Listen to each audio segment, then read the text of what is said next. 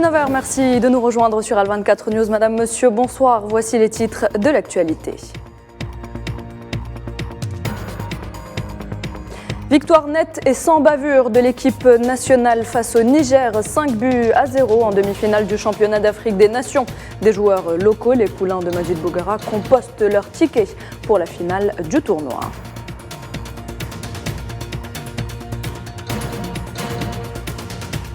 Coopération algéro-russe, le président de la République Abdelmadjid Tebboune et son homologue Vladimir Poutine ont eu un entretien téléphonique ce mardi, entretien au cours duquel les deux dirigeants se sont mis d'accord sur la visite d'État que le président Tebboune effectuera en Fédération de Russie en mai prochain.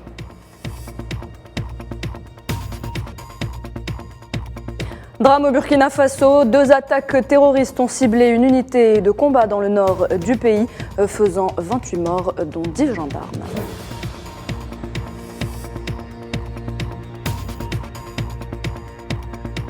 Des colons sionistes protégés par la police de l'occupation font irruption dans l'enceinte de la mosquée Al-Aqsa au moment où le secrétaire d'État américain Tony Blinken s'entretient avec le président Mahmoud Abbas à Ramallah.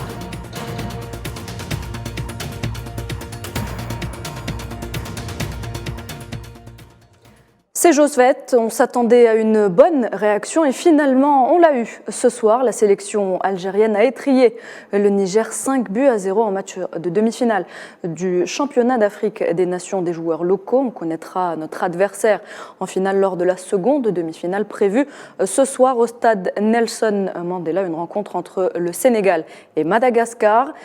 Direction le stade Miloud Hadfi à Oran où nous attend justement notre envoyé spécial Khaled Mazoudi. Khaled, bonsoir.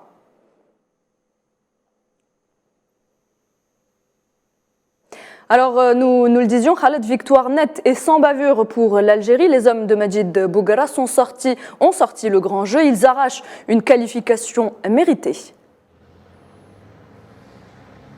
Effectivement, l'équipe nationale aujourd'hui a sorti vraiment son meilleur match depuis l'entame de ce tournoi CHAN 2022 ici en Algérie. Donc 4 buts en première mi-temps ont libéré le public qui a déjà commencé à fêter cette belle victoire en demi-finale du CHAN. Donc on s'attendait un match plus difficile vu que la sélection du Niger n'a pas encaissé de but depuis l'entame de la compétition. Mais aujourd'hui, on a été surpris de voir une équipe nationale rentrer dans ce match et très efficace dès l'entame de cette rencontre avec un but de Abdelawi qui a libéré le public, libéré ses coéquipiers également. Donc, puis un doublé signé le buteur de ce tournoi, Ayman Mahious, l'avant-centre de l'USM Alger, et un 4e but de Belaïd juste avant la fin de la première mi-temps. Donc, le match était déjà plié en première période, puis il y avait ce but, 5e but pour finir ce festival de buts aujourd'hui au stade de Miloud Hadfi par l'intermédiaire de Bayazid. Donc un match à sens unique, donc les Verts ont dominé leur adversaire et ont confirmé qu'ils sont là pour remporter ce tournoi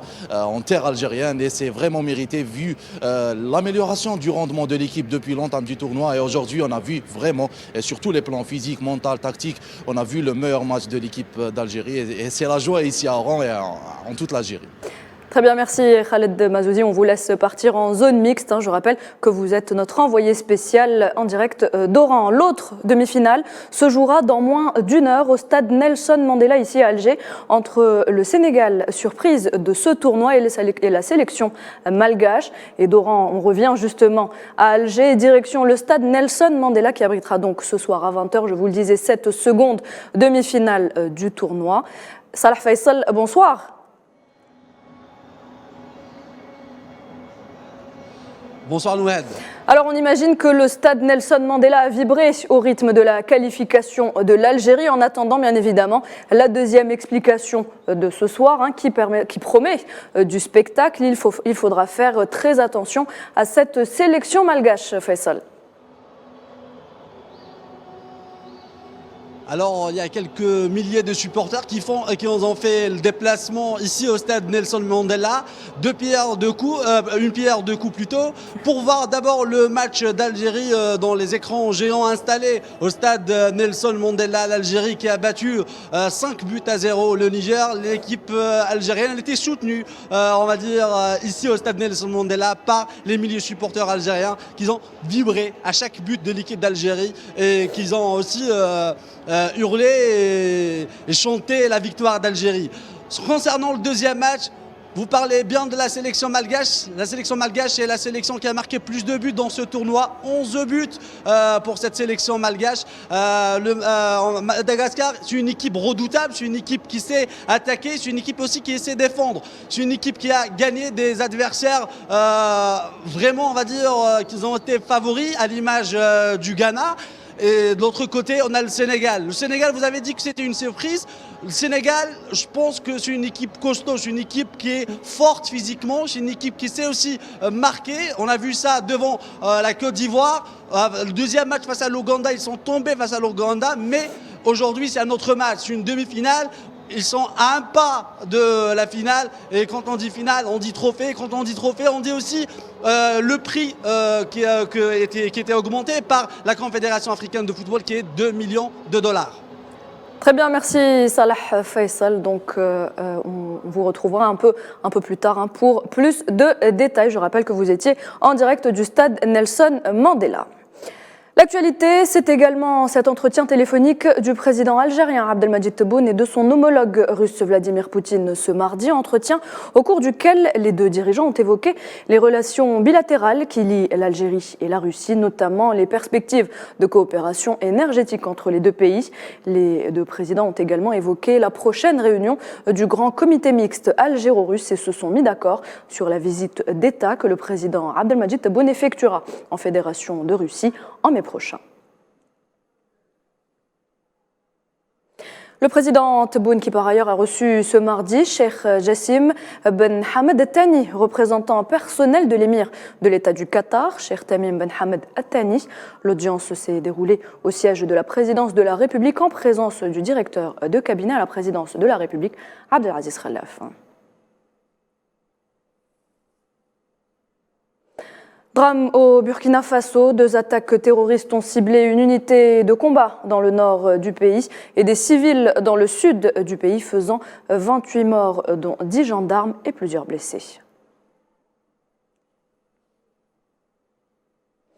Et l'Algérie, en qualité de coordonnateur de l'Union africaine sur la prévention et la lutte contre le terrorisme et l'extrémisme violent en Afrique, a condamné avec fermeté ces 2 attaques terroristes, soulignant la nécessité d'inscrire la lutte contre ce fléau en tête des priorités internationales.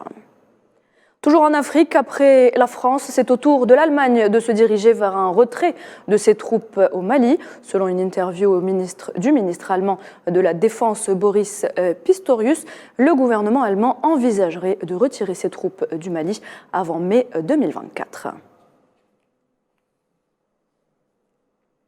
Et toujours dans la région, nous allons en Tunisie pour évoquer le remaniement au sein du gouvernement tunisien. Le président Kais Saïed a nommé Ali Bourderi au poste de ministre de l'Éducation en remplacement à Fethi Selaouti et Abdelmoumen Belati au poste de ministre de l'Agriculture et des Ressources hydrauliques en remplacement à Mahmoud Elias Hamza.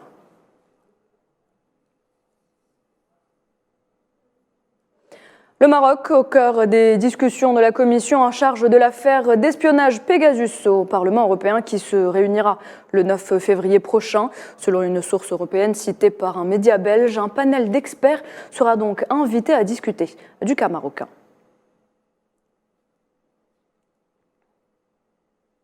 Économie, renforcer les échanges commerciaux entre l'Algérie, la Libye et les pays africains. C'est l'objectif du colloque et salon africain des transports et du commerce de transit qui s'est ouvert hier lundi au Palais des Expositions d'Alger. Il s'agit du fruit d'une coopération et d'une coordination algéro-libyenne qui vise à explorer les domaines de coopération.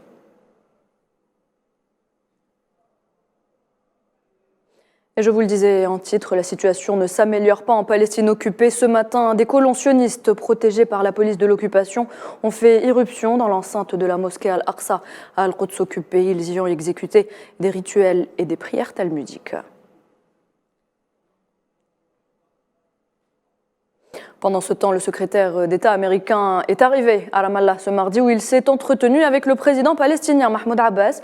Anthony Blinken a exprimé sa tristesse après la mort de Palestiniens innocents dans les violences sionistes. Il a également réaffirmé que le soutien des États-Unis à la coexistence interreligieuse à Al-Quds.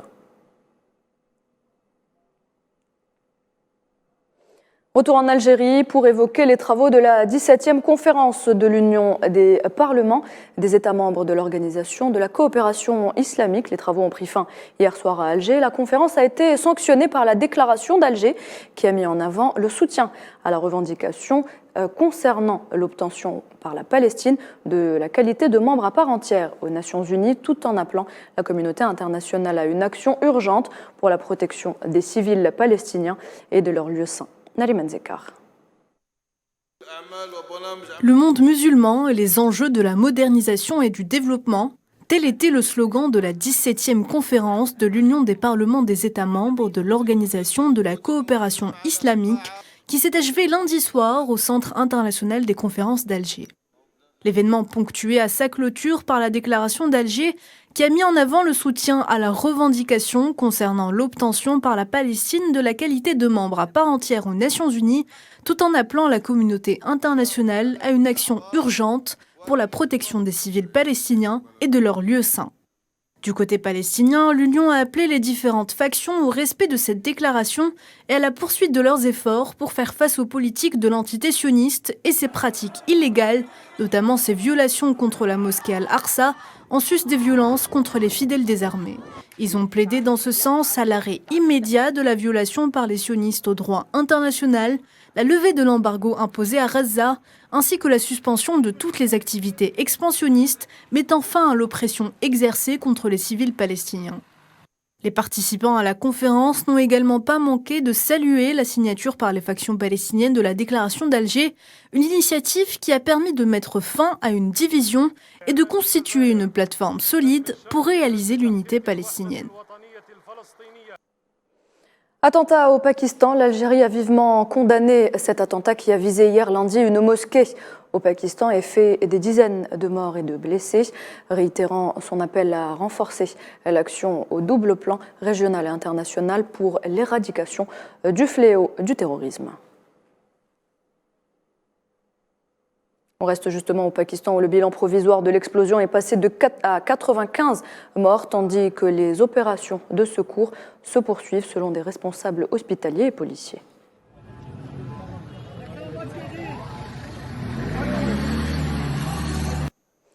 Conflit en Ukraine. Sur le terrain des opérations, l'armée russe revendique la prise de la ville de Blagodatne, au nord de la ville de Bakhmout, à l'est du pays, une région où elle a intensifié son offensive et progresse lentement depuis plusieurs semaines. Dans la direction de Donetsk, à la suite d'opérations offensives réussies, des volontaires d'unités d'assaut, avec l'appui-feu de l'aviation opérationnelle tactique et de combat, des troupes de missiles et de l'artillerie du groupe de forces sud ont libéré la ville de Blagodatne de la République populaire de Donetsk. Et après l'épisode de la livraison de chars d'assaut occidentaux à l'Ukraine qui a animé le débat public, c'est maintenant le tour des avions de chasse. Si le président américain Joe Biden a exclu directement la possibilité de livraison de F-16, son homologue français, lui, Emmanuel Macron, est resté plus prudent sur la question. Le conflit de haute intensité en Europe continue de monter en intensité et bouleverse le paysage politique international. Sofiane Baroudi. Le débat sur les livraisons d'armes occidentales à Kiev continue de soulever des questionnements dans l'opinion publique. Les propos de la chef de la diplomatie allemande qui a déclaré « Nous sommes en guerre contre la Russie » ont d'ailleurs défrayé la chronique et suscité une discorde profonde dans la coalition au pouvoir à Berlin et dans l'opinion publique allemande. D'ailleurs, les Allemands, après de grandes tergiversations et des divisions sur la question, ont décidé de livrer des chars d'assaut Léopard 2 et d'autoriser les pays européens qui les détiennent à en fournir à Kiev. Les Américains ont également annoncé que des chars Abrams seraient acheminés sur le théâtre ukrainien. Et les Britanniques ont également promis des Challengers aux forces armées ukrainiennes. Malgré ces décisions, les questions inhérentes à la logistique et à la formation des équipages restent posées. Et les premiers chars lourds occidentaux ne devraient arriver qu'au printemps prochain. Toutefois, le président américain Joe Biden, qui devrait se rendre bientôt en Pologne, a exclu l'envoi de chasseurs F-16 sur le front ukrainien. Dans le sillage, Varsovie, qui défend une ligne dure sur le conflit, a annoncé qu'aucune discussion sur l'octroi d'avions de chasse à Kiev n'était menée pour le moment. Pour sa part, le président français Emmanuel Macron est resté plus prudent sur la question des avions de chasse. Il a déclaré depuis La Haye que rien n'était interdit, par principe. Macron a toutefois émis des conditions pour ce faire, alors que Paris se prépare à envoyer plus de canons César sur le front ukrainien. Pour rappel, le chef d'état-major ukrainien, le général Zaloujny, a, à l'occasion d'une interview accordée à la revue The Economist, demandé explicitement aux alliés occidentaux de fournir des centaines de chars lourds, mais également des avions de chasse, des missiles longue portée et de l'artillerie. Cet entretien, suivi par la visite du président Zelensky à Washington, qui a exprimé que la condition sine qua non pour tenir le front face à l'offensive russe était l'afflux d'armes stratégiques à profusion. Moscou a pour sa part engagé dernièrement le navire de guerre amiral Gorchkov, équipé de missiles hypersoniques, ainsi qu'un train de combat blindé qui devrait arriver sur la ligne de front bientôt. Cette nouvelle phase du conflit, qualifiée par beaucoup d'observateurs d'escalade, survient alors que les combats s'intensifient dans la partie orientale et méridionale de l'Ukraine et que l'avancée des troupes russes se fait clairement ressentir sur des axes névralgiques, à l'instar de Bakhmut ou de Soledar, secteurs au cœur du système défensif ukrainien, menaçant d'effondrement tout le système défensif. Un autre indice est la démission d'un entourage proche de la présidence ukrainienne, qui fait également ressentir un affaiblissement de l'appareil politique de Kiev. Les semaines et les mois à venir seront déterminants pour l'avenir du conflit, mais surtout pour celui du vieux continent, qui avance désormais sur des charbons ardents. Et voilà, c'est la fin de cette édition. Merci de l'avoir suivi. Très bonne soirée et à demain.